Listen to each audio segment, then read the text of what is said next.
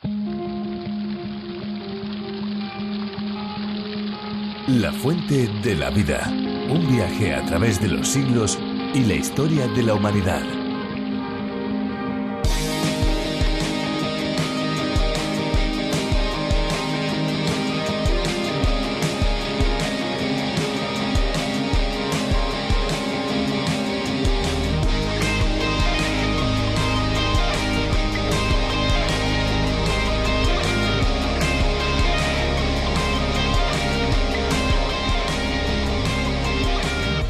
Se denomina agua pesada a una molécula de composición química equivalente al agua en la que los átomos de hidrógeno son sustituidos por deuterio, un isótopo pesado del hidrógeno. La principal aplicación tecnológica del agua pesada ha sido como moderador en los procesos de fisión nuclear, por lo que se convirtió en una sustancia estratégica durante el desarrollo de los primeros reactores nucleares. Le damos la bienvenida a una nueva edición de La Fuente de la Vida. Gracias por acompañarnos cada día. Gracias por ayudarnos a crecer en esta relación que tenemos con ustedes. Gracias, muchísimas gracias. Esperanza Suárez les habla desde este lugar. Crecer diariamente en nuestra relación con Dios podríamos decir que es la tarea más importante de la vida. Porque Dios quiere que nos acerquemos a su presencia y que nos dispongamos a conocerle cada día un poquito mejor. ¿Y qué cosa mejor que conocerle a través de su palabra? Con nuestro programa La Fuente de la Vida queremos crear una comunidad gigante de cristianos por todo el mundo que escuchen el estudio que realizamos a través de la radio. Nuestra página web lafuentedelavida.com o la aplicación A Través de la Biblia son muy útiles en esta labor. Dentro de esa comunidad de cristianos que quieren conocer más a Dios, pues nos animamos unos a otros, nos amamos unos a otros y sobre todo crecemos juntos en la fe y en el conocimiento de la palabra de Dios. Cuando uno se acerca a la lectura de los 4 evangelios, no hay que ser un experto ni un entendido en la materia para notar que los 3 primeros, Mateo, Marcos y Lucas, contienen muchas similitudes. Solo el de Juan tiene un vocabulario y una estructura un poco diferente a los anteriores. En cuanto a algunas curiosidades, podemos destacar que Marcos, el evangelio en el que estamos, tiene 661 versículos. Pues bien, tan solo 50 de ellos son considerados exclusivos de este evangelio. Los demás se encuentran también en Mateo y en Lucas. Vamos a acercarnos ya a los primeros 15 versículos del primer capítulo de Marcos. ¿Tienen ustedes ya la Biblia preparada? Pues yo ya estoy listo, Esperanza, y creo que nuestros oyentes también. Nos vamos con la predicación de Juan el Bautista y el bautismo y la tentación de Jesús. También el comienzo de su ministerio. Nosotros nos vamos, amigos, pero dentro de unos minutos, cuando acabe Virgilio, volvemos para darles las vías de comunicación. No se marchen. La Fuente de la Vida. Hoy estudiaremos Marcos capítulo 1, versículos 1 al 15. Hay probablemente más contenido en el primer capítulo del Evangelio de Marcos que en ningún otro capítulo de la Biblia. En este sentido se puede comparar con Génesis capítulo 1. Abarca el ministerio de Juan el Bautista después de retroceder en el tiempo a las profecías de Isaías y Malaquías.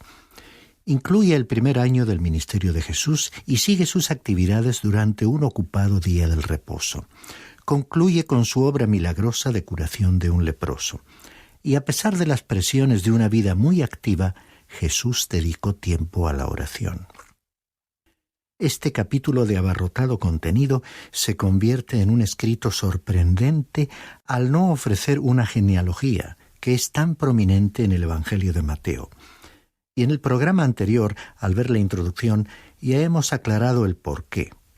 Un rey debe tener una genealogía. En cambio, un siervo solo necesita referencias y no un certificado de nacimiento. La cuestión no es quiénes eran sus antepasados, sino más bien cuáles eran sus acciones y si era capaz de llevar a cabo su misión y actividades. El siervo del Señor se destaca aquí por sus logros. Además de esto, a los romanos y a otros forasteros no les interesaba la genealogía de Jesús, que se remonta a Abraham. A medida que vamos comenzando el estudio del texto de este Evangelio, pidámosle a Dios que nos lleve a iniciar una relación vital con Jesús, porque dirigiremos nuestra mirada hacia el Señor Jesucristo. Un comentarista bíblico afirmó que una mirada te salva, pero la contemplación te santifica. Comencemos nuestra lectura con los versículos 1 al 3. Principio del Evangelio de Jesucristo, Hijo de Dios, como está escrito en el profeta Isaías. He aquí, yo envío mi mensajero delante de tu faz, el cual preparará tu camino. Voz del que clama en el desierto, preparad el camino del Señor, haced derechas sus sendas. Este no es, pues, el comienzo de Juan o de Jesús, es el principio del Evangelio. Cuando el Señor Jesús vino a esta tierra, murió sobre una cruz y resucitó. En esto consiste el Evangelio. En las Sagradas Escrituras se registraron 3 comienzos. Enumerémoslos en su orden cronológico. Primero, en el principio existía el Verbo, dice Juan capítulo 1, versículo 1. Esta declaración se remontaba a un pasado inmemorial y a un comienzo sin fecha, anterior al tiempo. Aquí la mente humana solo puede andar a tientas. Esta declaración es lógica antes que cronológica, porque para entenderme a mí mismo tengo que poner mi punto de partida en algún momento del pasado para así ponerme en movimiento y continuar. Si veo un avión volando, asumo que en algún lugar se encuentra un aeropuerto. Aunque no sé dónde éste se encuentra, sé que el avión debió despegar de alguna parte. Así, cuando contemplo el universo, sé que comenzó en algún lugar y que allí se encontraba Dios. No sé nada sobre ese principio, pero Dios vino desde la eternidad para encontrarse con nosotros. Yo solo tengo que fijar el punto de partida en el lugar y momento en que Él se reunió con nosotros, en un pasado tan remoto como pueda imaginar, y darme cuenta de que Él se encontraba allí antes de ese momento. El segundo comienzo es el siguiente. En el principio creó Dios los cielos y la tierra, dice Génesis capítulo 1, versículo 1. En este pasaje bíblico salimos de la eternidad y nos introducimos en el tiempo. Sin embargo, aunque muchos han intentado poner fecha de origen a este universo, hasta ahora nadie la ha podido averiguar. Las conjeturas abarcan un periodo que se extiende entre las cifras aproximadas de 6.000 billones y 3.000 billones de años. Sabemos muy poco al respecto, pero cuando lleguemos a la presencia de Dios y comencemos a conocer del mismo modo en que Él nos conoce a nosotros, entonces nos daremos cuenta que hemos estado viendo la realidad de manera borrosa, con poca claridad, como a través de un espejo imperfecto. En ese día futuro nos sorprenderemos de nuestra pasada ignorancia, porque nuestro Dios es inmensamente grande y dispuso de suficiente tiempo para crear. El tercer comienzo es el siguiente. Principio del Evangelio, dice Marcos capítulo 1, versículo 1. Esta frase es la misma que encontramos en la primera carta de Juan capítulo 1, versículo 1, que dice: lo que existía desde el principio. Aquí sí que tenemos una fecha. Se remontaba a Jesucristo en el preciso momento en que asumió una naturaleza humana física. Jesucristo es el Evangelio. Entonces, este Evangelio de Marcos, que tiene pocas citas del Antiguo Testamento, incluye 2 de ellas, 2 profecías. Los romanos sabían muy poco sobre profecías, pero el escritor siguió esa norma para mostrarles que aquel personaje del cual él habla no necesitaba una genealogía, aunque sí requería algunas referencias. Y así fue que Marcos demostró que las referencias sobre Jesús se remontaban a los profetas Isaías y Malaquías. Tanto Juan como Marcos declararon que la llegada de Juan el Bautista cumplía las profecías pronunciadas sobre este último, que sería el precursor de Cristo. Continuemos leyendo el versículo 4. Juan el Bautista apareció en el desierto predicando el bautismo de arrepentimientos para el perdón de pecados. Aquí es importante aclarar que el ministerio de Juan el Bautista tenía un carácter preparatorio, en el sentido de preparar a las personas para la venida de Jesucristo al mundo. Porque Jesucristo sería el que perdonaría los pecados. El relato continúa con los versículos 5 y 6. Y acudía a él toda la región de Judea y toda la gente de Jerusalén, y confesando sus pecados, eran bautizados por él en el río Jordán. Juan estaba vestido de pelo de camello, tenía un cinto de cuero a la cintura, y comía langostas y miel silvestre. Juan el Bautista era un hombre extraordinario, no solo por su mensaje, sino también por su forma de vestir y por los alimentos que comía. Había sido apartado o separado para este ministerio. Pertenecía a la orden de los sacerdotes, la tribu de Leví, y se esperaba que sirviese en el templo de Jerusalén. Pero Dios le había llamado a ser un profeta, y por ese motivo se encontraba predicando en el desierto, y mucha gente se había dirigido a aquel lugar para escucharle. En la actualidad, las iglesias u organizaciones están situadas donde la gente vive, en lugares céntricos o bien comunicados para facilitar el acceso rápido y cómodo de las personas. Juan el Bautista no siguió esa estrategia, sino que se alejó hacia la soledad del desierto, y fueron las multitudes las que tuvieron que dirigirse hacia allí para poder escucharle. Escuchemos lo que dice el versículo 7. Y predicaba diciendo: Tras mí viene uno que es más poderoso que yo, a quien no soy digno de desatar, inclinándome, la correa de sus sandalias. Estas palabras nos revelan algo de su notable personalidad. Inspiraba a las multitudes que le rodeaban. Era un hombre extraño, con un carácter fuerte, pero la mejor forma de calificarlo fue aquella en que le describió el profeta Isaías, presentándole como una voz. Era tan solo una voz. Observemos su humildad. Juan el Bautista era una persona verdaderamente humilde. Y continúa diciendo en el versículo 8, Yo os bauticé con agua, pero él os bautizará con el Espíritu Santo. En estas palabras vemos la gran diferencia entre Juan y Jesús. El bautismo real, verdadero, es el bautismo con el Espíritu Santo.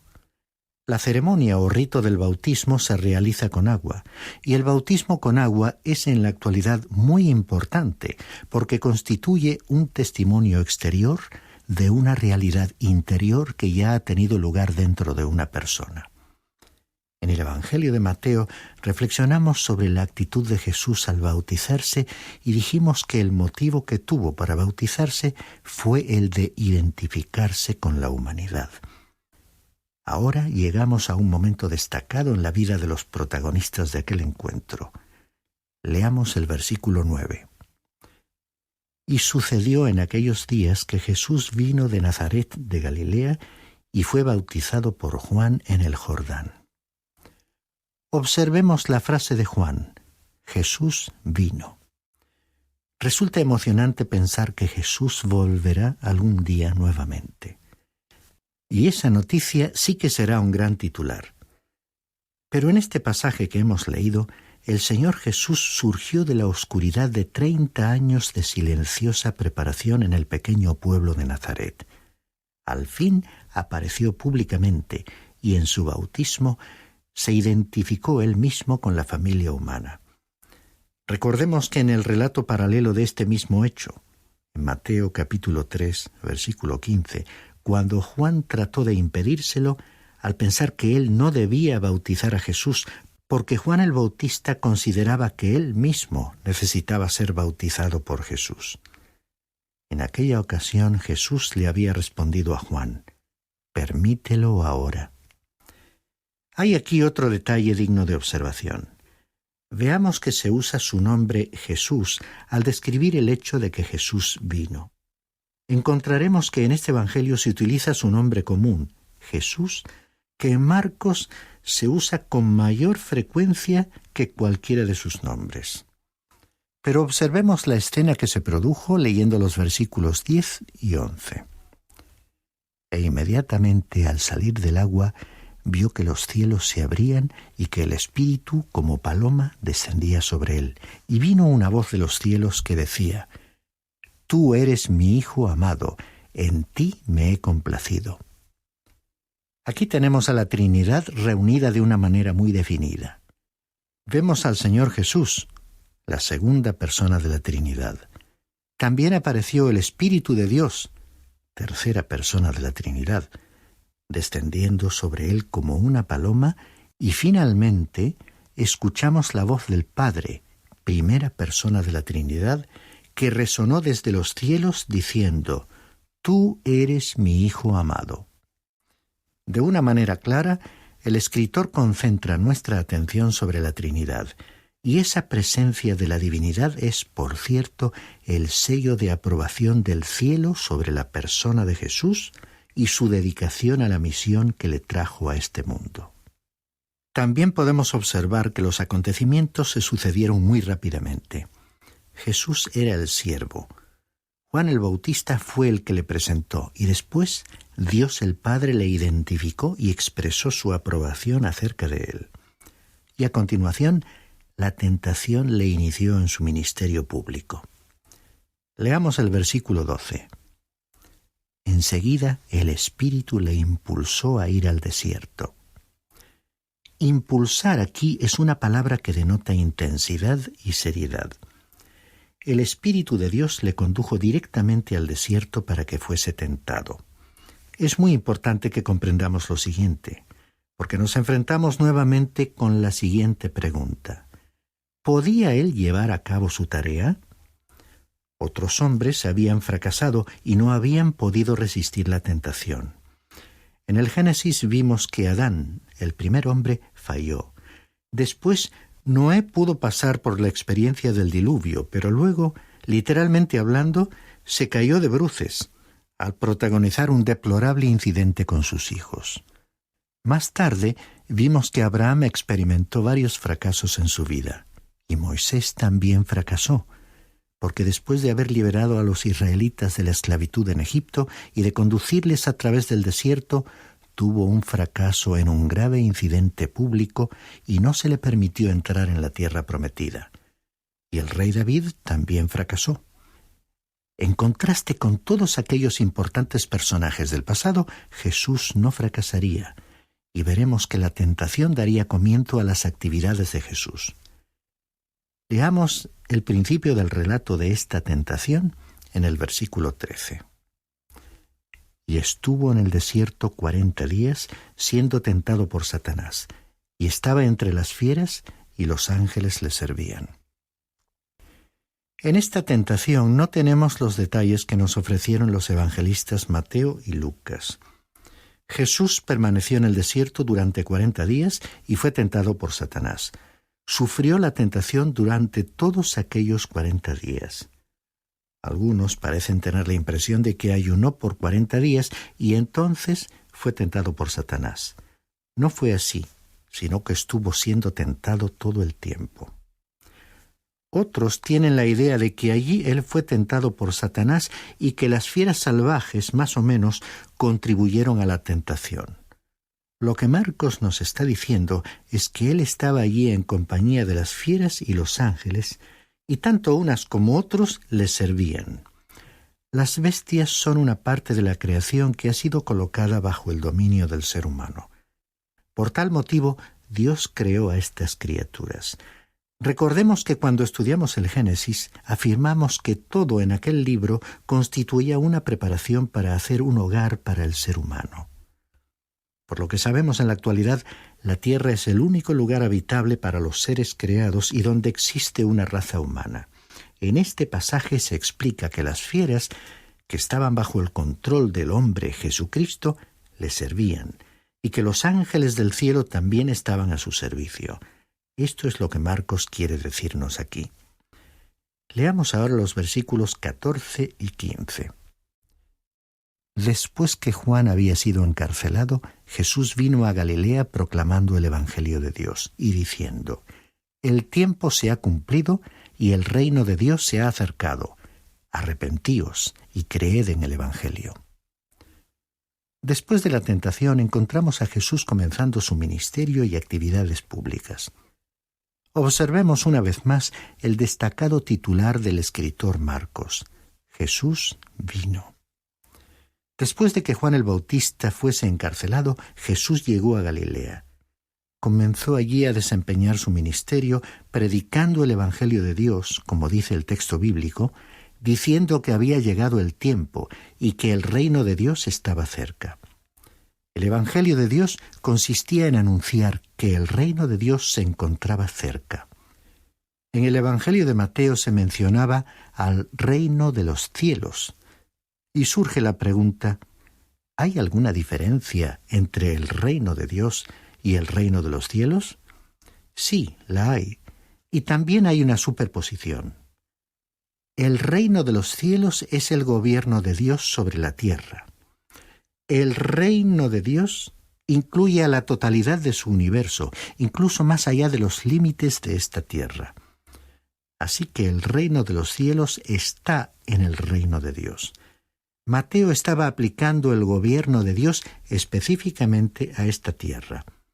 En cambio, Marcos estaba extendiéndose más allá, incluyendo una zona más amplia, porque el reino de Dios abarca a todo el universo con todas sus criaturas.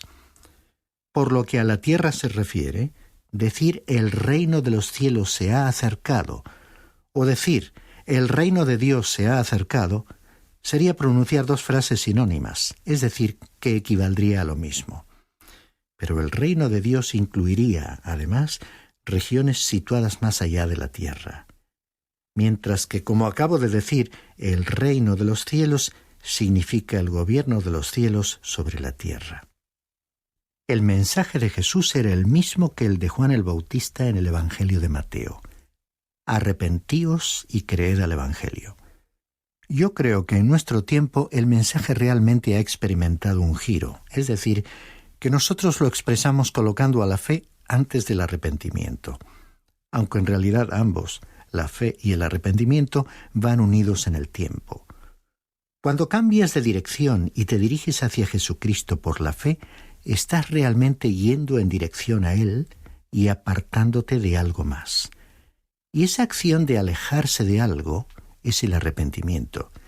Si no ha habido un cambio de dirección, un apartarse de algo, entonces, aparentemente, no ha tenido realmente lugar un cambio de rumbo real de dirigirse hacia Cristo. Y es cierto que si se ha realizado un verdadero giro en dirección a Cristo, habrá una manifestación visible de un cambio en la vida, mostrando que el creyente está apartándose de algo. Así que en absoluto existe una contradicción de términos. Lo importante es que las personas crean en el Evangelio. Ya hemos hablado algo sobre la rapidez en el desarrollo de los acontecimientos que caracteriza a la narración en este Evangelio. Recordemos que este Evangelio fue escrito para un pueblo como los romanos, caracterizados por ser hombres de acción, y movidos por ese impulso, ellos fueron los poderosos que llegaron a dominar al mundo por un prolongado periodo de tiempo. Al principio, en la introducción, dijimos que el Evangelio de Mateo había sido escrito para las personas religiosas. El Evangelio de Marcos para los que mostraban su preferencia por la fuerza del ser humano. El Evangelio de Lucas fue escrito pensando en las personas inclinadas al pensamiento y a la reflexión. Y el Evangelio de Juan fue dirigido a las personas como seres humanos viviendo en la miseria espiritual, como seres que necesitan la salvación. El último versículo que hemos leído, el 15, contenía la primera invitación de Jesús registrada en este Evangelio, en la que se proclamaba un mensaje de buenas noticias. En aquel tiempo, igual que hoy, la invitación divina es a creer, que es entregarse de todo corazón, confiadamente, a un objeto de fe. Así que creer en el Evangelio significa creer en Jesús mismo como el Hijo de Dios, como el Salvador, porque Él y su obra en la cruz constituyen la esencia, el contenido mismo del Evangelio. Solo por este medio se puede entrar en el reino de Dios, es decir, que se recibe como un regalo de la gracia de Dios.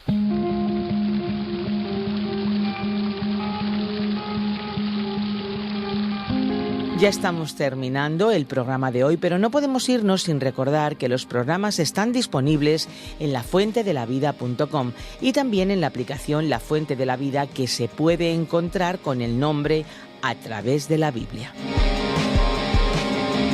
Si desean contactar con nosotros, nuestros números son el 91 422 0524 y el 601 20 32 65. Y si nos llaman desde fuera de España, deben pulsar el prefijo +34.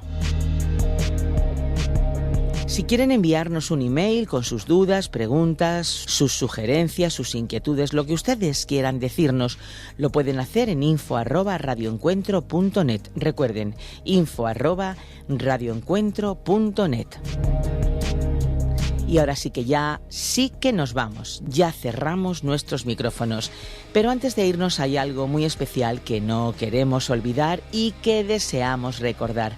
Y es el motivo por el que producimos y difundimos este espacio. Y es que, amigos, hay una fuente de agua viva que nunca se agota. Beba de ella. Muchas gracias por ver este vídeo. Suscríbete al canal si aún no lo has hecho y activa las notificaciones para no perderte las novedades de la Fuente de la Vida. ¡Te esperamos!